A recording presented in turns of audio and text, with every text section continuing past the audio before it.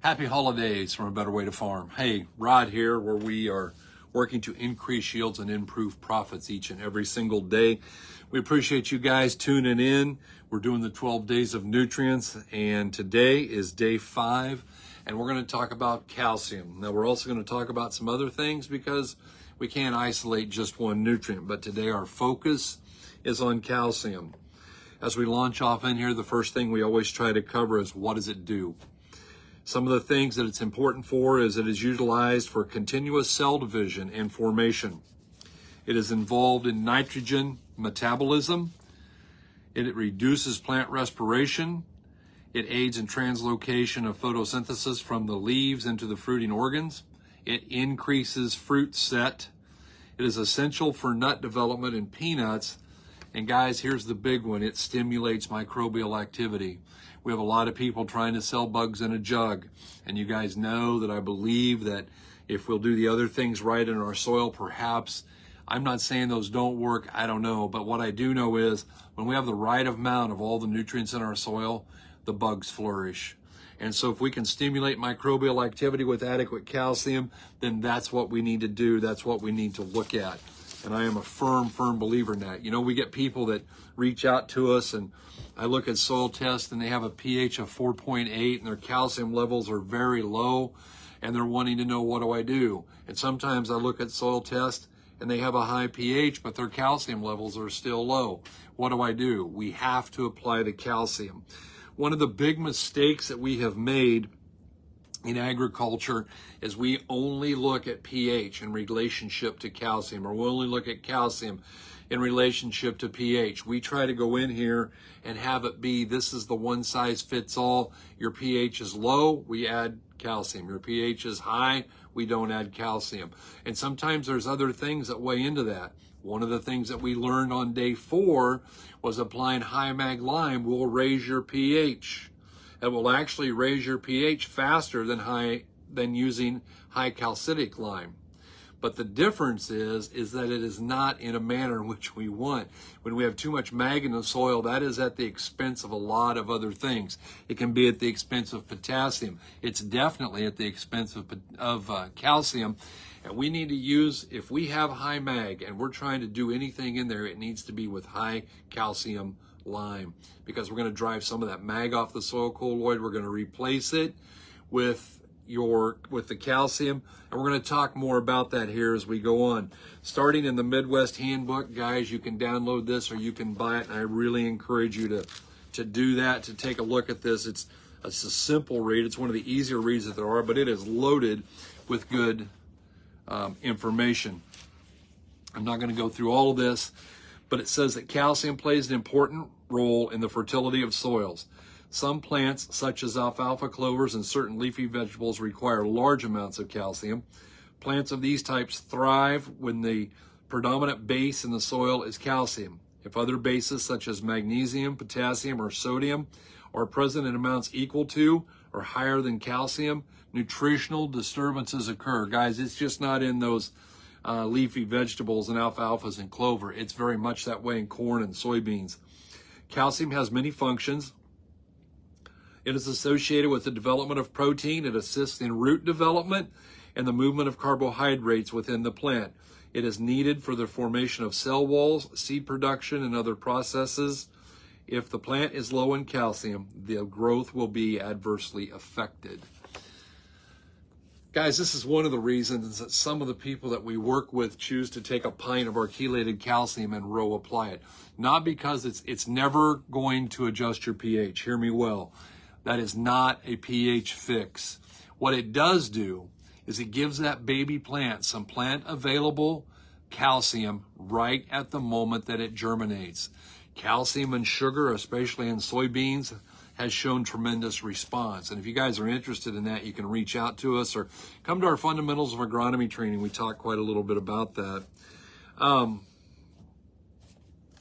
I want to talk a little bit out of the Midwest or the Western Fertilizer Handbook here. A couple things, and we're going to talk about what do the deficiencies look like, because we always want to be able to identify the deficiencies. Now, I'm going to tell you that we would much prefer that we do a tissue test. We would much prefer that we never see a deficiency visually. Guys, most of the time, your visual threshold on soybean cyst nematode, on nutrients, on micronutrients, oftentimes that visual deficiency is 15 bushel. We don't want to wait until we've lost 15 bushel to get there. Please remember that calcium, along with magnesium and sulfur, are the secondary nutrients in the soil. And so calcium, mag, and sodium are usually considered in the light of their effect on the physical conditions of the soil. Guys, it's really important. These three are not only plant essential nutrients, but they're super essential to having that soil structure the way that we want it. And we know that if the soil is high, especially extremely high in magnesium, we will find a calcium deficiency in the plants, among other things. And we don't want to find that, so we want to make sure we're doing what we need. Talking about how to treat alkali soils. Soil treatments with gypsum, sulfur, sulfuric acid, iron sulfate, etc. are useful. Calcium reacts with the absorbed sodium to form sodium salts in the calcium saturated or normal soil. With the improved soil condition resulting from the application of these chemicals, the newly formed salts can be removed from the soil by leaching with water. So if you're fighting a high sodium soil, don't let your pH fool you. There is a chance that that is a false pH, or not, it's an actual pH, but it's being heavily influenced by the sodium in the soil. And if we're going to try and drive that sodium out with some of those different mixtures there that they had, it is paramount that we have adequate calcium in there to come in and fill in. Again, out here, the exact function of calcium is somewhat obscure, but is believed to be of help in the translocation of carbohydrates. It is essential to healthy cell walls, and it will aid in the development of root structure. Guys, driving roots is so important. You know our belief in potassium. This weighs heavily into our potassium talk, because why? There's 6,000 or 7,000 pounds of potassium in the top 6 inches. There are 360,000 pounds potassium in the top 6 feet. Well, let's drive the roots. How are we going to drive the roots? One of the things is we're going to have correct calcium there and getting that to be done. What are your symptoms? Some of the things that you could look for visually. I hope it never gets this far, but the growing point or your terminal bud will die under extreme deficiencies. Margins that are affected are usually the younger leaves, and they have a scalloped appearance, and the foliage is not so affected as usually. It's kind of an abnormal dark green, strangely enough. There's a tendency for plants to shed their blossoms and buds prematurely.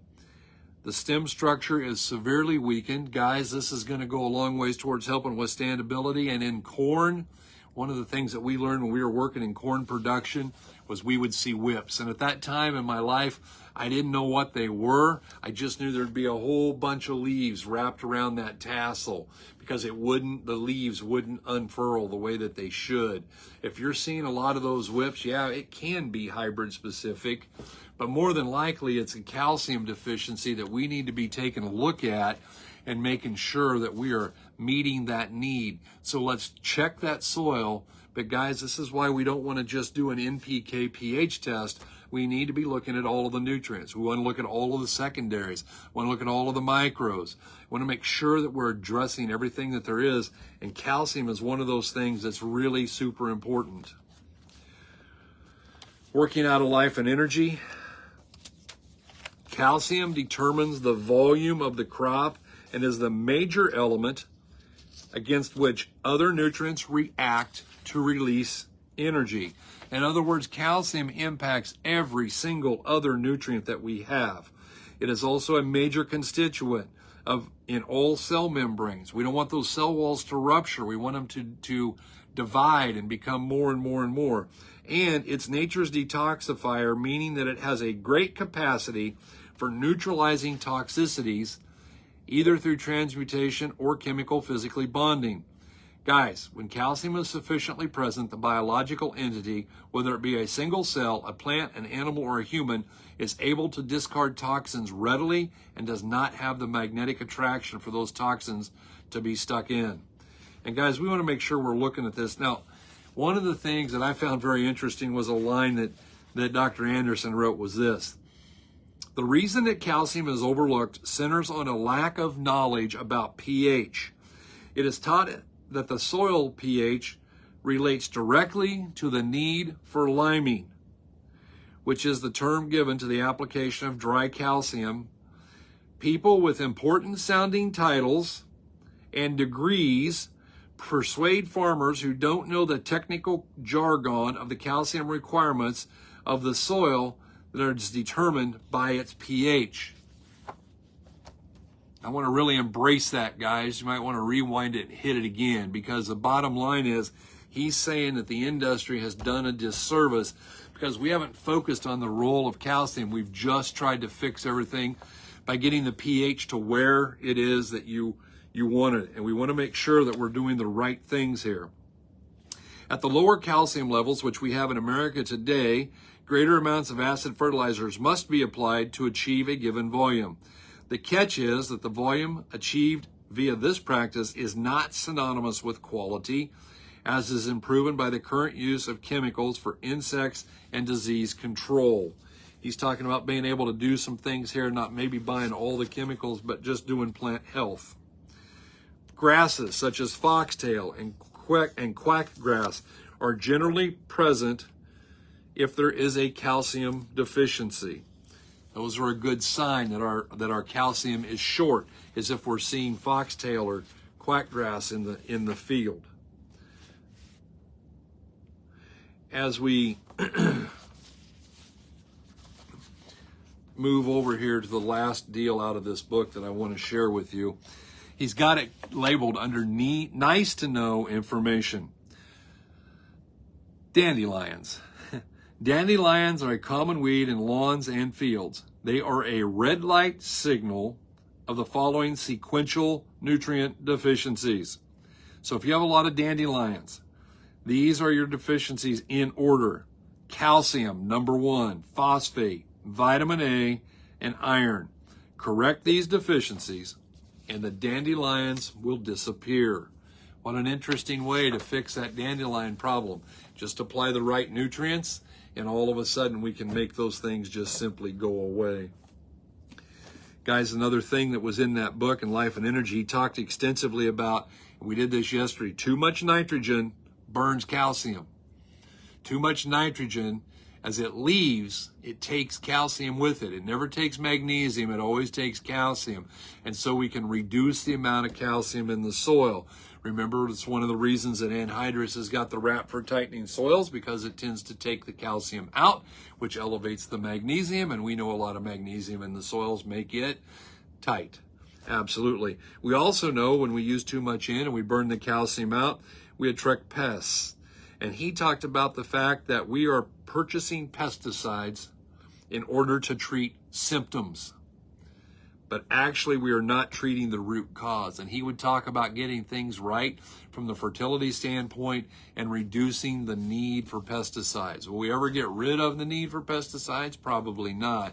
Can we reduce the need for pesticides? Yeah, probably quite a little bit. As we start looking at hands-on agronomy, this guy, all of these guys find calcium to be the real deal. They know the importance of it, and they just hammer on how much that there is. I related how when farmers cleared timber out in our area and planted soybeans, the first year they got about 50 bushel. The next year about 40, the next year about 30, which is where it generally stayed. I analyzed for pH, P, and K, and the soil audits, the test showed nothing wrong. I never got to meet Dr. Albrecht, but I wish I would have, because here's what he said. Dr. Albrecht knew soils. He had worked with and understood soils from all over the world, including the basic soils of the Midwest. And he provided a sensible, practical answer to my questions. Now, wait a minute, he said. You live over on the Mississippi River, and you're getting in that heavy gumbo, yes? That is why your beans didn't get very tall. They got tall in the first place because you had some free calcium. Now, when you take a regular soil test and send it in, you only check pH, phosphate, and potassium. You'll never find the problem. Actually, pH is influenced by a lot more than calcium. Heavy clay soils are high in magnesium, and that is what's keeping your soil pH high. If we had checked the various nutrients in the soil and put on the limestone that we need to get our calcium levels up, then the beans would have gotten back to the size where they were in the first place. You are losing out because calcium is what puts all the other nutrients in that plant. And guys, that's really important. Calcium is the first thing that we need to address. It's the first dollar that we need to spend in order to make things work. And it is just paramount that we do that.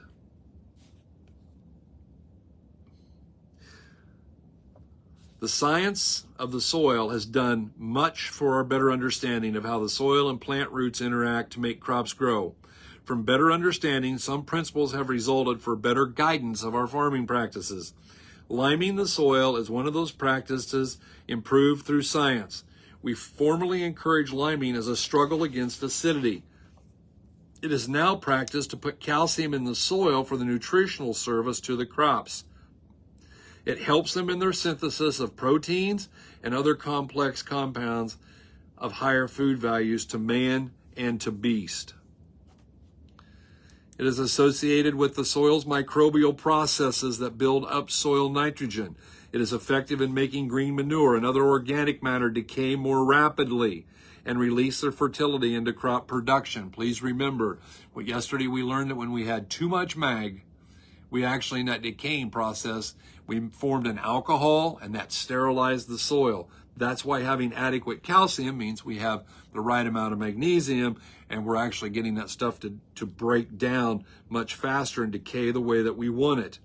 However, this soil treatment must be judiciously connected with other treatments. It must not be used excessively. Guys, there are people out there with a one nutrient solution. Some people run around saying, just do this with your calcium. Just get your base saturation to this point. There are others saying, just do this with a lot of P and K. There are others that are just saying this salt, just this product, just this nutrient or just that nutrient. And guys, it's not that simple. It just simply isn't. There are no silver bullets. It's about doing everything correctly. And once we start to do everything correctly, then we're going to get along a whole lot better. As I jump forward into the book, I work mostly out of this one tonight.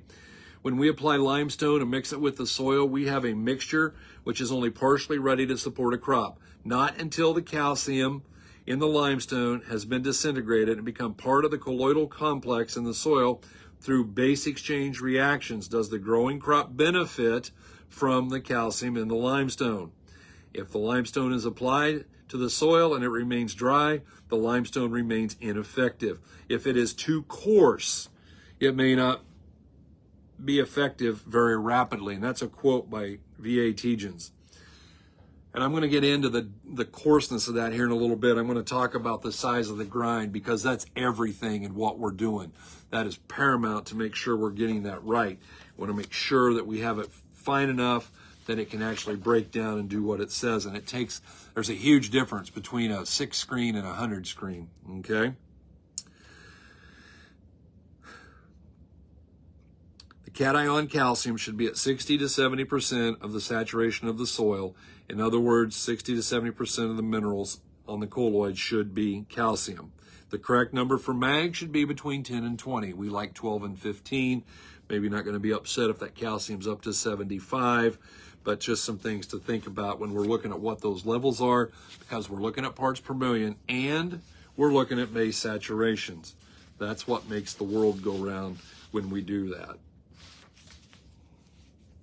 Please remember, we talked about this on day 4. A 150 bushel corn crop takes about 28 pounds of calcium and 28 pounds of magnesium. And so we're removing those at an equal pace. We want to make sure that we've got plenty in there. Again, reiterating, as nitrate nitrogen moves through the soil, much of it converts to nitric acid, which then leaches available calcium. That's why the overuse of nitrogen has been shown to make the soils tighter. We want to make sure we're not doing that. We got to have that extra, amount of calcium in there for what we're going to do if we're going to make everything work right. Remember this. We said it on day 4. We're going to say it again.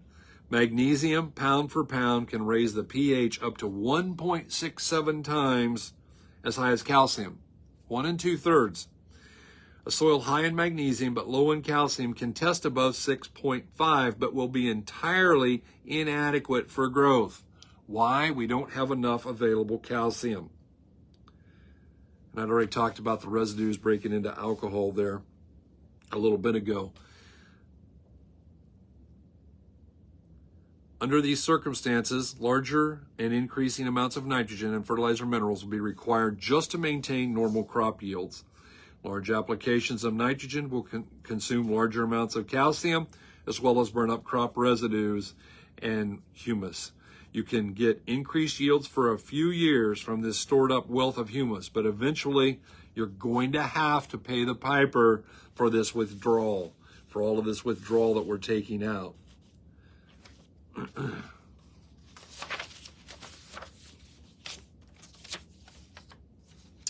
What are the advantages of liming acid soils? Well, number one, we're going to lower the toxicity levels of aluminum and manganese. We need manganese. We're going to talk about it. A lot of people need to apply it. However, we want to make sure we don't have too much.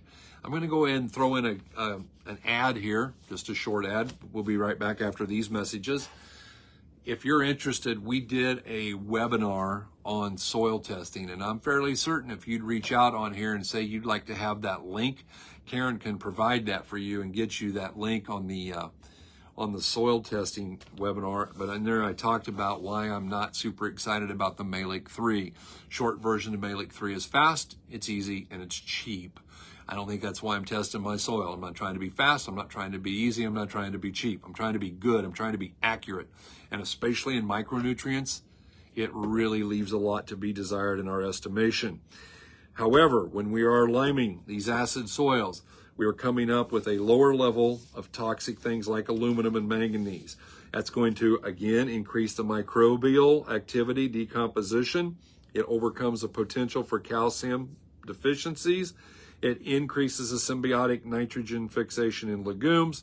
And guys, proper calcium increases the availability of phosphorus and moly. Want to make sure that we're getting those into the plant, and the best way to do that is have the right amount on. Pay attention, please, because this is really important. And this is where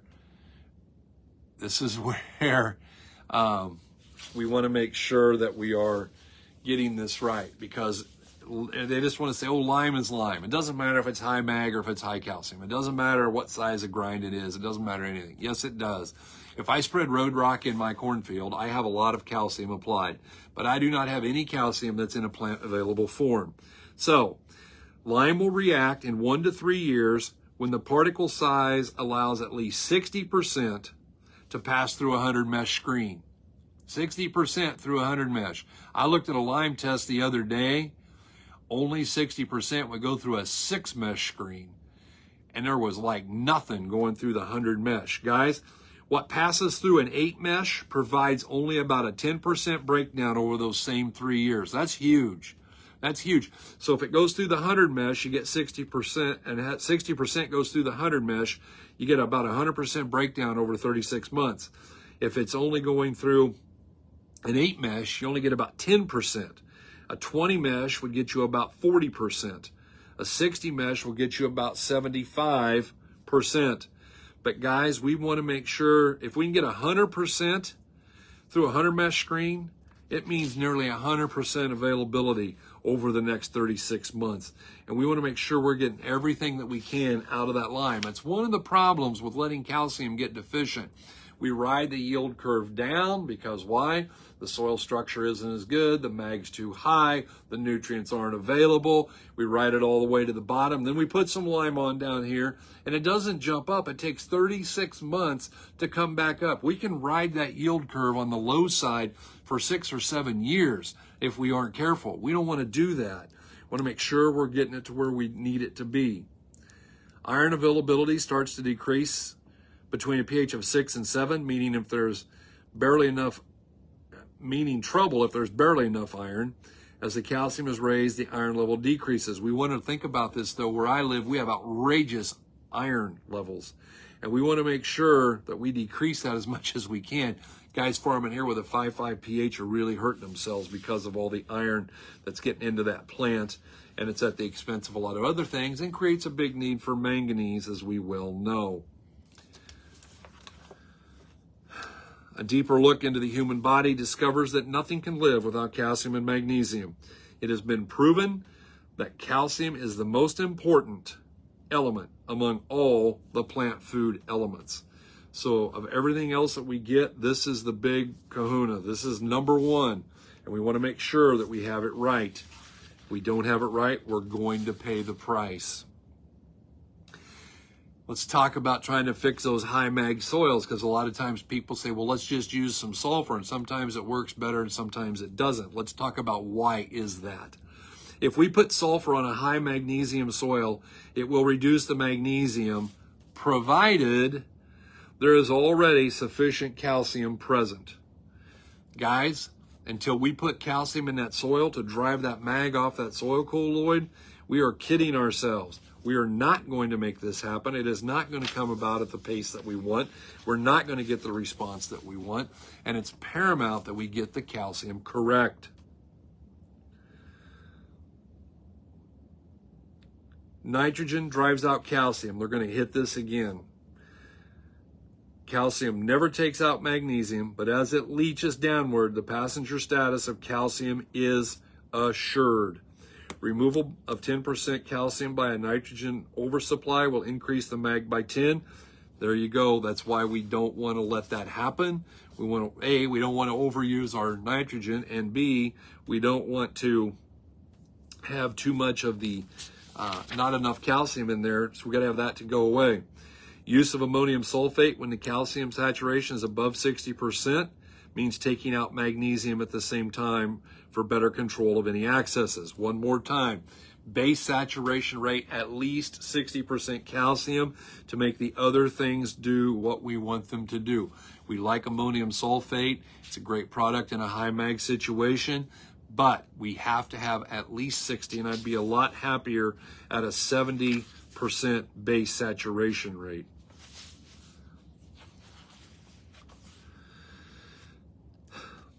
Although sulfur occurs in the soil as a sulfate ion, the major soil source for sulfur is humus. The higher the humus, the less likely the need for sulfur. This is one of the many reasons we've seen the sulfur need take off. We're going to talk about that in day 6. Therefore, the humus level and the rate of its increase or destruction is an index to sulfur availability. Bottom line is that overuse of N will burn out the humus, which will destroy the sulfur. And that's also going to be taking out the calcium as we go about this, and we don't want to do that. In addition to the use of sulfur as a plant nutrient and as a pesticide, I found that interesting, it is also used to help with control of excesses such as magnesium or sodium. Sulfur will not begin to reduce the excessive magnesium or sodium until the calcium can be increased and maintained at or above 60% saturation. Therefore, calcium normally must be increased to slightly above that from another calcium source before the sulfur and the gypsum can begin to work. And again, guys, multiple places, 60 is the absolute bare minimum, and we would be a lot better off going into the 70 realm. Lastly, just one thing quick out of from the soil up here on calcium, and looking for page 187. There we go. Well, there's a bunch of stuff here, but I'm in the interest of time. Guys, thank you for bearing with us. I know we're going about a half hour on these, but there's just so much information that we want to get out. We want to make sure we're getting this right. And it is this.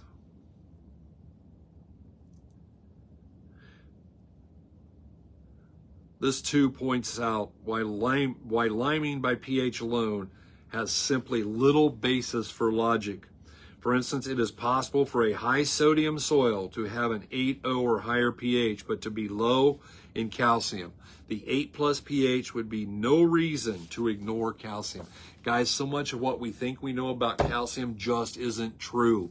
And we've got to worry about not just the pH, but we've got to get after this thing and make sure we're getting it correct in all ways in regards to the calcium that we need in order to grow that crop. Matthew Gibson. Yep, you might as well put it on your driveway. That's probably very true. Guys, I appreciate you tuning in. If you find value in what we do, if you're watching us on TikTok, give us a double tap, will you please? If you like us, you're following us on A Better Way to Farm, share us with a friend. If you're finding us on a podcast platform at A Better Way to Farm, if you're finding us on a podcast platform, A Better Way to Farm, would you please give us a rating, give us a share. We would really appreciate that. Swing by betterwaytofarm.com, take a look at the profit calculator and say, hey, what can I pick up for 2024?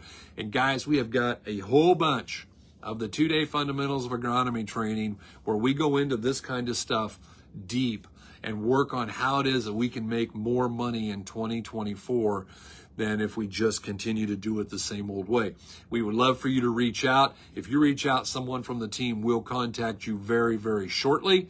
Get us a message on one of these pages. You can always send a text to 641-919-1206. Guys, we appreciate you very much. I hope your holiday is going great. We had a chance to decorate one of our Christmas trees tonight with 3 of the grandkids. What a blessed time that was. And I hope you guys are having some fun doing that too. And take a few minutes for the family here. Let's not forget the reason for the season. So guys, happy holidays from Rod and all of the gang at A Better Way to Farm. And we truly do hope you're having a better day.